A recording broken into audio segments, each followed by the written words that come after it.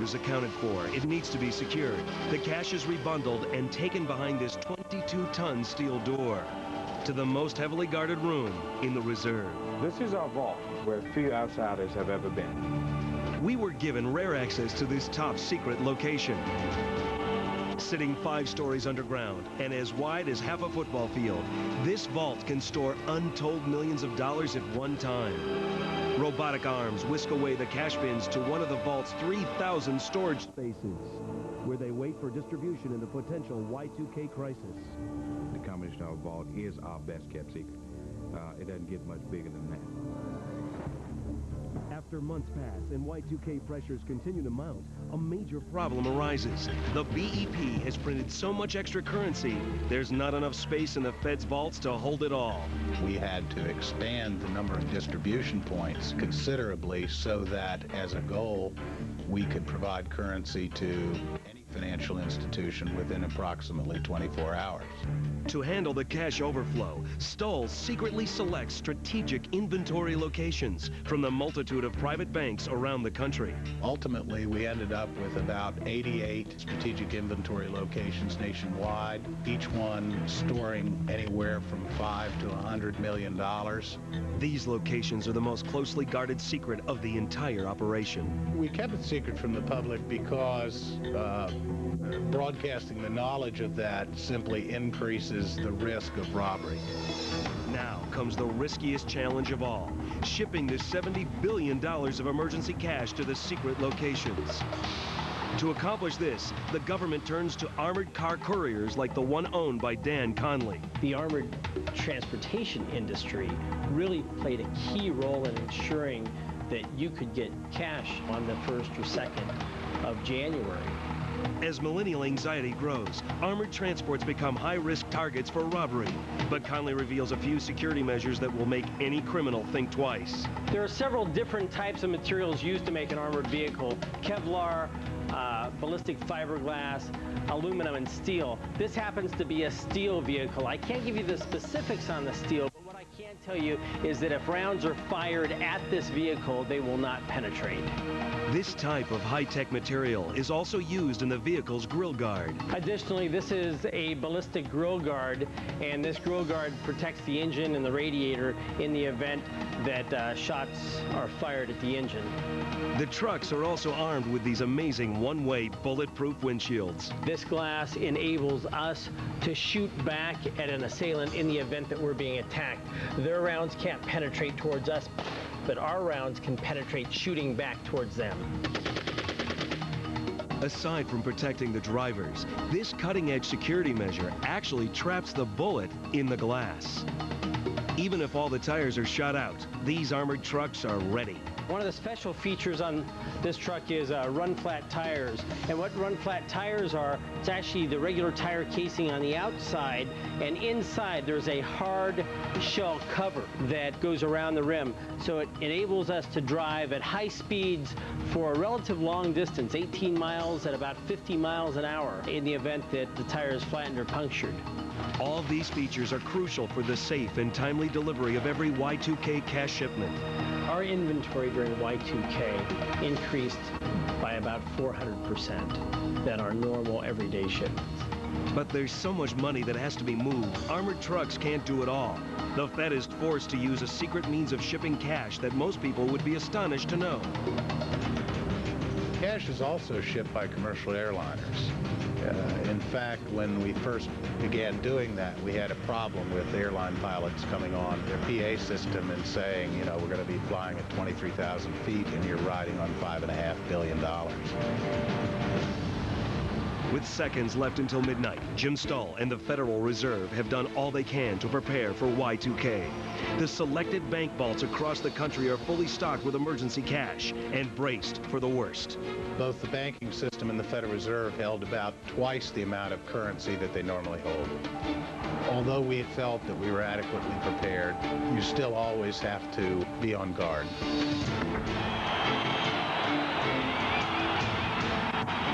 Finally, midnight. midnight, Y2K arrives. There's a nationwide sigh of relief as the event brings not chaos or financial catastrophe, but celebration. I think it all turned out terrific. We made no emergency shipments from either the SILs or the Federal Reserve banks. But Jim Stoll knows that the next time there's a potential cash crisis, he may be called on again to pull off another Mission Impossible.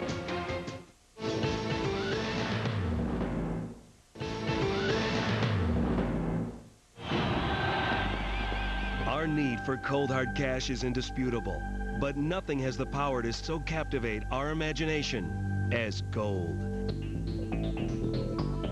For over 5,000 years, it's been the most sought-after commodity in the world. Gold is a solid substance, yet it's so malleable that a single ounce can be stretched into a wire 5 miles long or hammered into a sheet larger than 2 basketball courts. Gold is unmatched in its durability and resistance to extreme temperatures. Today, you can find it nearly everywhere, in music CDs, and in your home computer. It's in the space shuttle, and in an astronaut's visor. It's used to make airbags, and it gives new life in heart pacemakers. But where is the world's largest stash of gold? We all learned in grade school that it's in Fort Knox, right? Wrong. There's a secret stockpile that's even bigger, right under the feet of unsuspecting New Yorkers. I guess the streets were truly paved with gold then. It's very interesting. I didn't know that. And I work right here. Is it under here? Yes, it is. Oh, we're going to get a concession here. We'll start drilling. The buried treasure is here in the master vault of the Federal Reserve Bank of New York. Vice President Peter Bakstansky is charged with the responsibility of keeping it safe. At the New York Fed, we have about 9,000 tons of gold today. To my knowledge, that's the largest holding of gold anywhere in the world. The gold is kept safe in the world's most secure vault, 80 feet below Liberty Street in New York's financial district. The gold vault is behind a wall of steel. That's a wall, it's 140 tons of steel, and cut into that is a door. That's a passage with a cylinder that turns, and that passageway is about 10 foot wide, and the door is a 90-ton cylinder. Bakstansky agreed to reveal the secrets beyond these massive steel doors and give us an unprecedented look inside the world's most expensive hiding place. One of the secrets is that over 60 countries keep their gold at the Federal Reserve Bank. But exactly which countries and how much gold each holds there remains a secret.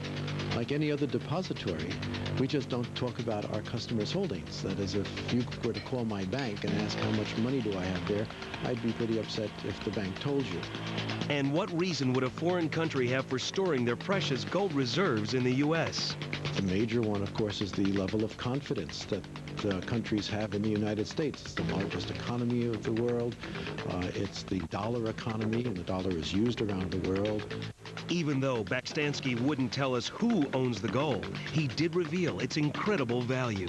Each bar is worth about $110,000, and we have 615,000 gold bars downstairs. And if you do some quick math, you'll find that that comes to approximately $70 billion worth of gold sitting in our basement. While many people might enjoy working around 9,000 tons of gold, Bakstansky says it can be dangerous, especially for the people who stack the heavy bars. When it has to be moved, because those bars are very heavy, 28 pounds for a small bar, it's moved by men, stackers, who wear magnesium shoes that are very lightweight but a very firm metal, so if a bar drops, they don't end up with bashed-in toes or foot. Aside from the safety of its workers, security is the highest priority at the Federal Reserve. That's why no single person knows the complete lock combination to the vault. For obvious reasons, Bakstansky wouldn't discuss the Fed's security measures in detail. There's guards, there's locks, and there's a fair amount element of physical security. And then there are other subtle features that we don't make a big deal about, or cameras that you might not see when you come in, and ways of closing off entries or exits very quickly if there was to be a sudden alarm. Security has been so tight that since the Federal Reserve Bank of New York opened in 1924, not a single bar of gold has been stolen. In all of the years the Fed's been open, it's close to 75 years, never been an attempted robbery here. Only in movies. In fact, most New Yorkers only learned about the Fed's gold reserve from Hollywood. It's right under us in a vault. And I know that from a Bruce Willis movie that I saw where the terrorists broke in, they stole all the gold, and they dug like an underground tunnel or whatever. While the world's largest stockpile of gold is in New York, the majority of America's gold is kept deep in the world-famous vaults at Fort Knox, Kentucky. You have to stand back, gentlemen, please, so we can... It's a big thing. 20 tons. This facility is so secretive and its security so tight that no one from the outside world has been allowed through its doors since 1974. In fact, only 2 presidents have ever seen the inside of the Fort Knox Depository, Franklin Roosevelt and Harry S. Truman. In 1974, 7 members of Congress, along with some local and national press, entered the vault during an official audit. The audit was ordered in response to the rumors that America's gold reserves no longer existed. You've heard about the rush on gold spray paint at Kmart up at Valley Station, what they used it for. Well, I hear they were buying up lead, too. The Treasury Department attempted to squelch those stories by opening the vault in front of TV cameras. 36 gold bars. Ready to start counting, boys? Yeah, we start counting now. The politicians determined that the vault was indeed filled with gold, 36,000 bars. Can you believe that? Look at that. They're part of the ceiling. Fort Knox passed the government inspection, and the rumors were put to rest. As long as gold is the world's most prized commodity, Fort Knox and the Federal Reserve will go to any lengths to ensure its protection. Although the wealth of nations remains securely out of reach, undiscovered fortune might be closer than you think. John Miller, Joshua Vick, and Scott Mitchin. They're 3 men living very different lives, yet each is searching for the same thing. It can lie at the bottom of the sea, hidden in the nooks of a shallow stream, or buried in the soil of an old homestead. But their quest is the same. These men are treasure hunters, and their search for riches is a lifelong passion. But no matter where they're looking, each employs treasure hunting secrets. Secrets that they're about to reveal. John Miller uses a metal detector like a bloodhound uses its nose. Okay, we found something metal, and it's approximately 2 inches deep. I can tell you the difference between an Indian head penny and a copper penny before it's dug. It's a seated Liberty. I say the value is worth anywhere between $75 and $125. John has devoted his life to treasure hunting and even owns a store that rents and sells metal detectors. What attracted me most to metal detecting and treasure hunting is the fact that we could regain a piece of history, or in what was... He's found a wealth of artifacts over the years, and most of them were unearthed in what may seem like unlikely locations. Old homesteads scattered around his hometown of Angola, New York. We accompanied John to one of these homesteads. He reveals that old-time families would often bury their extra cash, and often near some unlikely watchdogs, chickens. This area through here was the old chicken house. If they were ever going to bury a cache on this property, it would have been in the center of the chicken house, because that's your natural burglar alarm. People didn't always bury their valuables intentionally. John likes to look in places where people drop things by accident, like the ground beneath an old clothesline. You got to remember that people did not have wringer washers back then. What they used was the old wash tub and the scrub board. Coins and artifacts, metal artifacts, stayed in the pockets. There we go. As these clothes dried, they just dropped out of the pockets and fell directly below the line. Mercury dime. John says the majority of items that fell from pockets can be found in the one place hunters would otherwise avoid, the place where the family outhouse stood. Where these big trees are standing, those were actually the pits where the outhouses were. Those trees were planted young in the soft ground so nobody would step into that area. At night when it's dark, they didn't want to go in that outhouse. They stepped around the side, and they got their hands in their pocket, and the hand comes out, and the coins and the jewelry go flying. Here for 25 cents. Over the years, John has uncovered treasures that not only have monetary value, but are also priceless relics of our history. The small cap gun is from around 1920s to 1940. This small buckle is from the Civil War. This is a lady's carriage umbrella, or known as a parasol. John knows he'll never find a lost city of gold beneath the soil of an old homestead, but that's just fine with him. His treasure hunting dreams are far more modest. The treasure, to me, is the exercise, the peace of mind, the fun of just getting out there and enjoying myself. For Joshua Vick, his treasure hunting dreams are gilded with gold. Gold fever is what happens to you after you get your first large nugget. Basically, you're hooked for life, and there's no turning back. Joshua lives in Jamestown, California, heart of the 1849 gold rush. Gold fever may have cooled down over the past 100 years, but Josh says there's still a wealth of gold hiding in the hills of the Motherlode. You can pretty much go to any river, creek, stream in Northern California and find gold. We follow Joshua to this local stream, where he revealed some secrets that every prospector should know. Quartz is the host rock for gold. That's what we find gold in most times. As quartz tumbles down the stream, it breaks open, liberates the gold, and drops it in a stream bed. Where there's quartz gravel, there could be gold, but knowing where to find that gold is another secret. One of the favorite hiding places for gold is behind large obstructions in a stream bed. So if you go in there digging behind a boulder or a tree or a rock, you could find a nice chunk of gold. For the bigger payoffs, Josh says gold hunters have to be willing to go where others wouldn't dare. Waterfalls and rapids are fantastic places to look for gold. As the quartz comes over the waterfall, it breaks open, and the gold usually gets caught in all the nooks and crannies. Fantastic secret place to go looking for nuggets. Finding a hot spot for gold is one thing, but in order to hit pay dirt, all a prospector needs are a few basic tools. This one here's pulled out a lot of gold. But there's one special tool that's invaluable, a device that works kind of like a sieve that catches gold. One of the best ways for a beginner to go out there and find gold on the first day is to use a sluice box. These riffles back here actually collect the fine gold and the flake. If you receive anything large in your sluice box, it'll usually catch on this first ridge right here. Another of Joshua's secrets is digging where the stream had flowed centuries earlier and may have left some untapped gold behind. As he swirls the dirt and gravel in a sluice pan, a few gleaming nuggets appear like a school of miniature goldfish. Oh, that's a good one. When they don't fit in the vial, that's a real good piece. Over the years, Joshua Vick has unearthed thousands of dollars worth of gold. And with each find, he has practiced gold hunting's most vital secret of all. Avoid bragging too much. When a gold prospector hits it big and pulls out thousands and thousands of dollars, they'll tell you all about it and how they found it and how pretty it is. But they won't tell you where they found it, because that's one of the best kept secrets.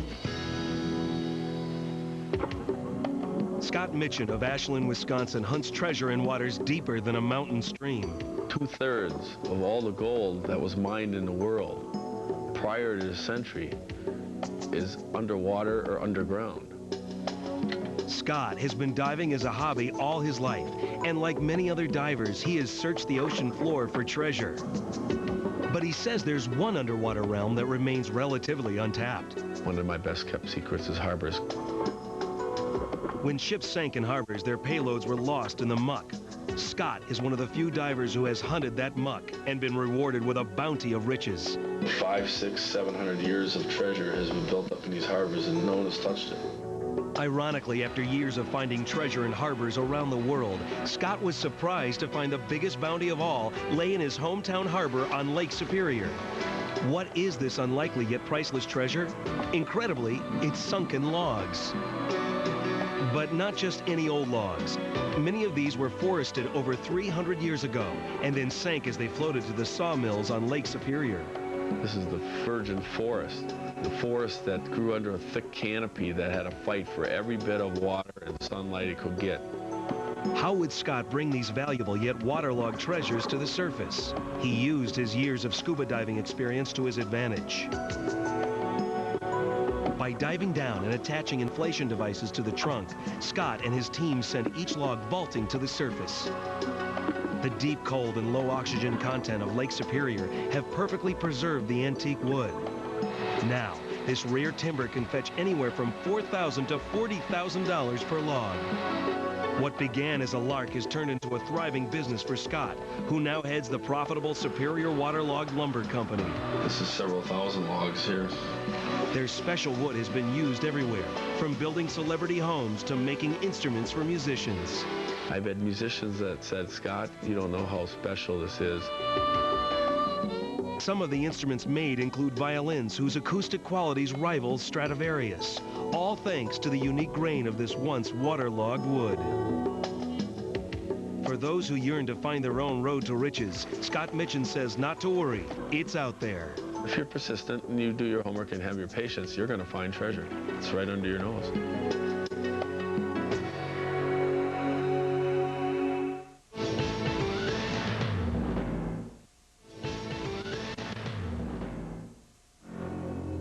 Treasure hunters aren't the only ones who rely on secrecy to protect their fortunes. In fact, the U.S. government has some surprising new secrets of its own. American money. Its allure is indisputable. Its influence global. Its power undeniable. That's why the United States government takes elaborate steps to ensure its quality and protect it from increasingly sophisticated counterfeiting techniques.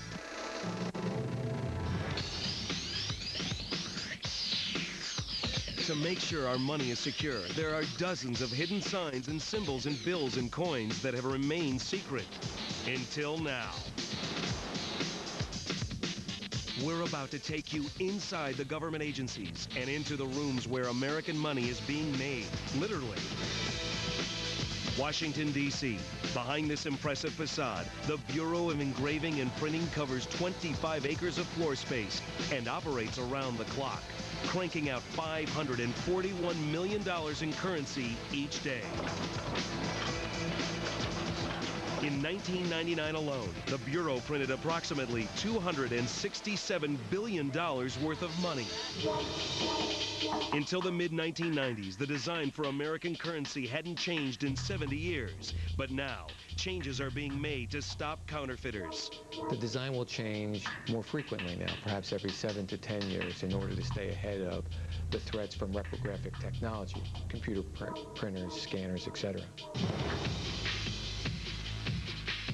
Thomas Ferguson, director of the Bureau of Engraving and Printing, agreed to reveal the security secrets behind our currency notes and the changes in their design.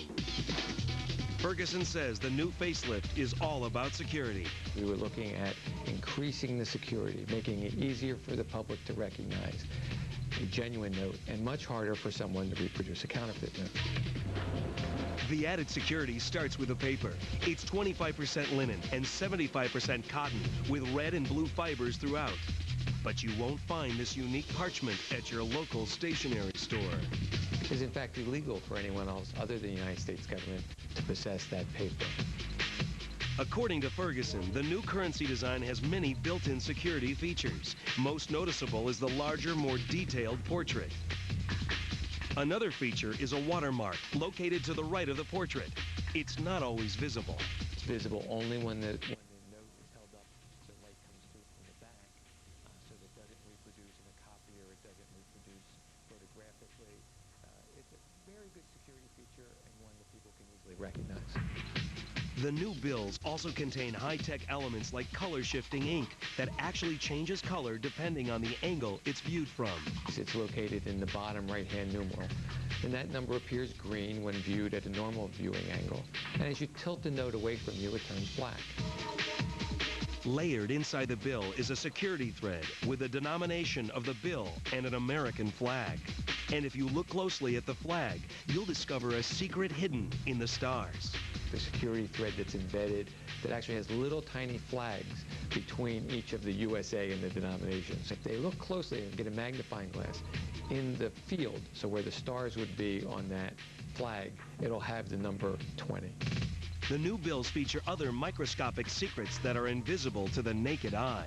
The note also incorporates microprinting, which is very small text located in the lower numeral and also in the border below the portrait.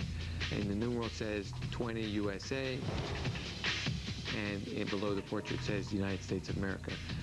The letters on this are so small, only visible under magnification, but cannot be faithfully reproduced by most copiers and scanners. The Bureau of Engraving makes every effort to ensure that our currency notes are technically flawless and secure against counterfeiting. Any mistakes in printing are quickly identified and destroyed. The U.S. Mint is no less stringent with their quality control. But when a mistake happens here, the results can be priceless for collectors. On the front side of it is a quarter, and on the back is the Sacagawea dollar. It's worth about $1.25. The United States Mint has been operational since 1793, when our first national coins were made. It wasn't until 1835 that mint marks appeared on the face of our coins in an effort to give the government central control over the currency.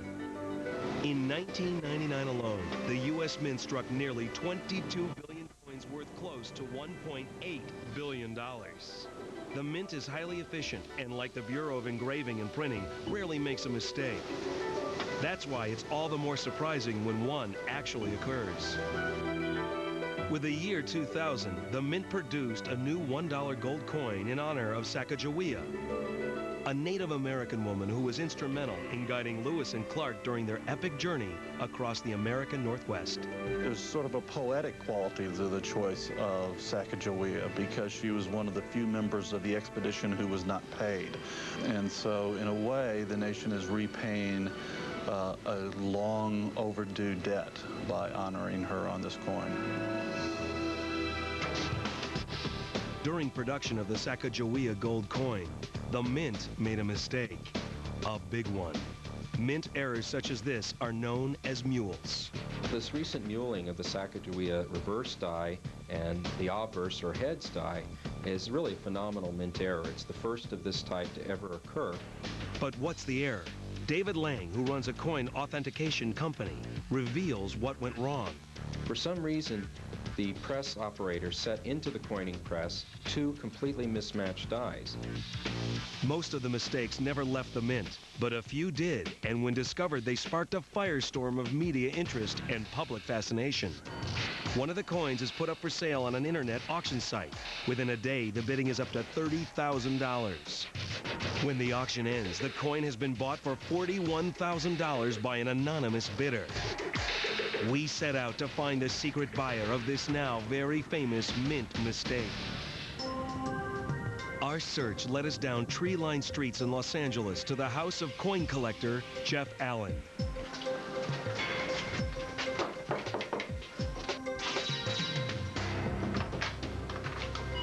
Hello. Are you Jeff Allen? I'm Jeff Allen. It took some convincing, but then Allen was anxious to show off his prize coin. But first, he wanted us to know why he bought it. Slam dunks it. The secret to why I did this really was my son. I wanted to get something basically for my son as an investment, and that's why I really bought it. He proudly showed us how he bought it over the internet, then disclosed just how much he was willing to pay. I think I probably would have gone about $50,000. That's the top that I was planning on. Finally, Allen reveals his prized possession. This is it. It's a quarter on one side, worth 25 cents on one side. When you flip it over, it's $1.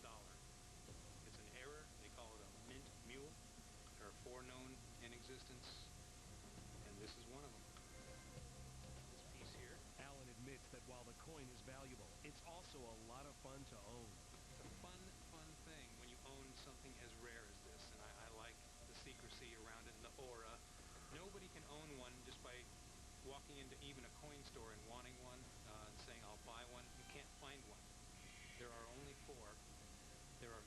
of these made, and I have one of 4. Whether it's a rare mint error or a flawless currency note, U.S. money has the power to fascinate and amaze us with its wealth of secrets.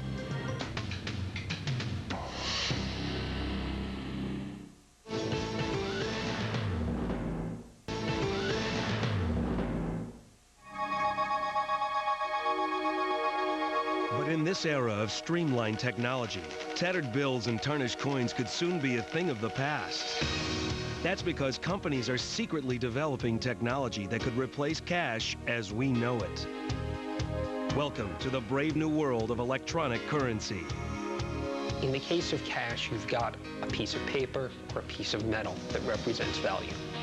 In the case of electronic currency, it is a sequence of bits or a particular pattern of bits that represents the value.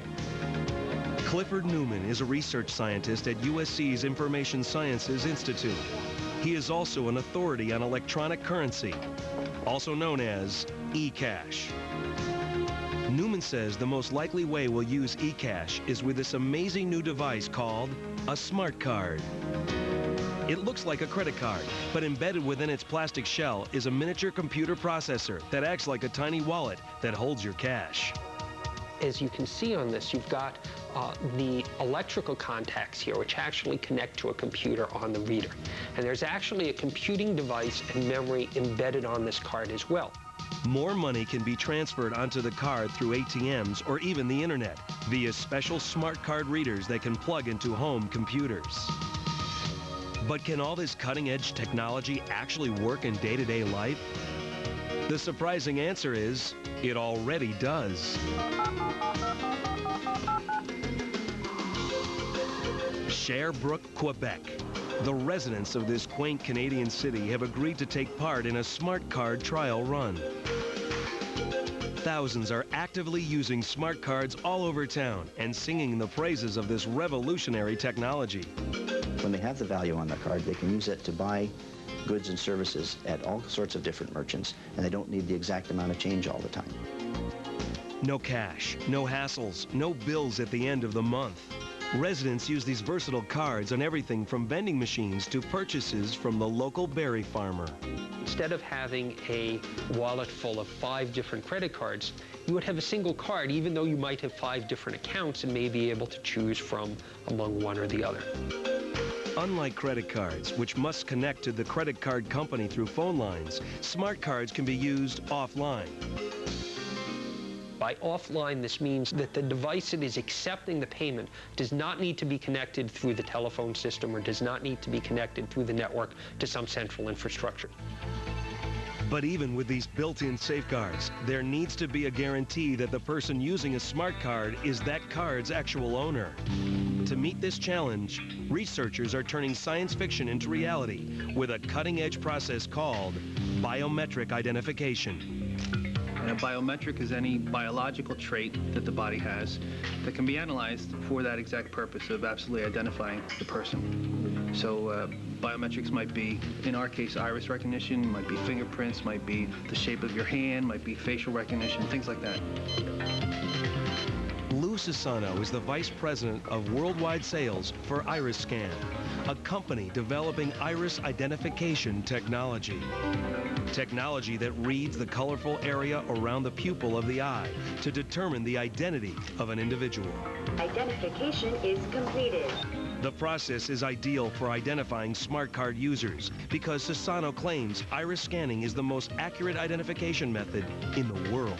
We are sorry, you are not identified. The human iris is extremely unique. The only organ in the body that grows completely randomly, even from inside the womb. IrisScan is even developing scanners for home computers. Identity verified. That will safeguard smart card transactions over the internet. But while we can count on the uniqueness of each human iris, how much can we rely on this new technology to recognize us every time we use our smart card? The technology is so accurate, and it seems almost awkward to say, but for example, in 8.5 years that we've been around, we've never had a misread, ever, not even one. For the residents of Sherbrooke, the future is now.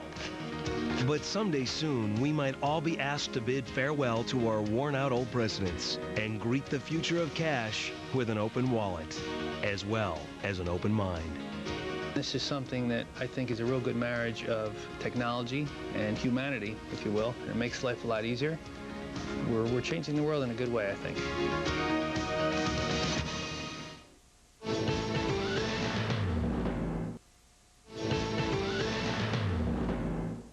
It's clear that the face of money is changing, but the secret to striking it rich remains the same. Who wants to be a millionaire? Evidently, the answer is simple. Everyone.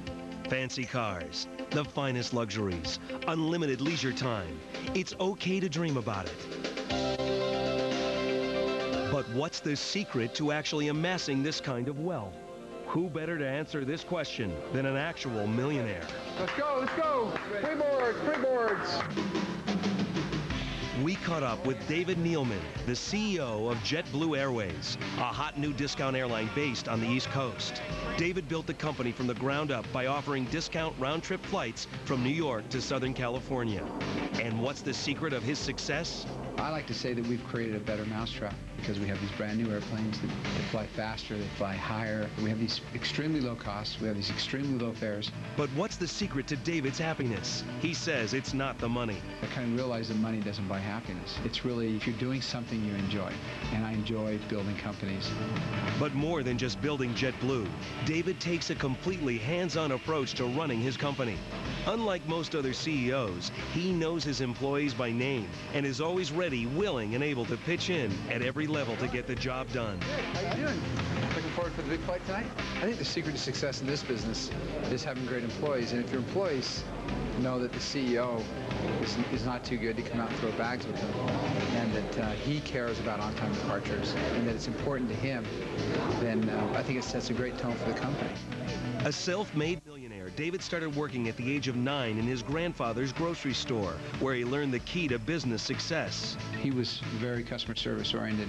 If somebody would come in and say, you know, do you have some Ivory Spring in the Blue Bar, for example, he would say, yeah, just a minute, let me go in the back and get it. Then he'd run over to Safeway and hurry and buy it and come back and say, here it is, I got it for you. I mean, he really wanted to please people and make sure that they came back. David carried that secret with him to adulthood and has managed to amass an enormous fortune through his ingenious marketing of discount airlines.